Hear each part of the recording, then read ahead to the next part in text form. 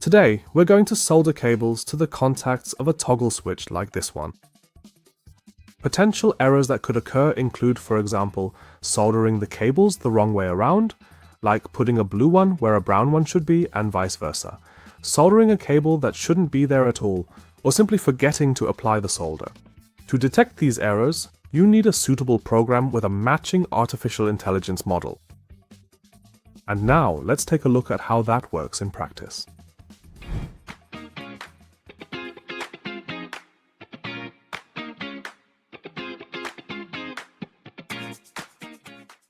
The blue cable belongs on the upper contact.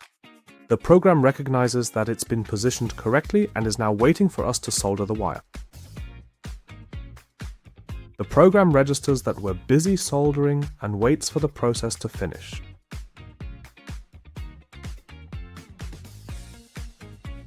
Only once the soldering iron is removed and the cable is securely soldered is the process for the first cable complete, and we move on to the second.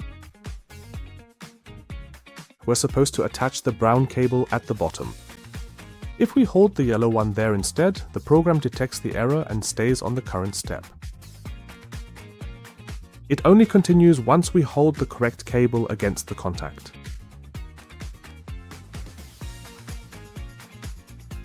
Here too, every step is recorded, and the program only finishes once the second cable has been correctly soldered as well,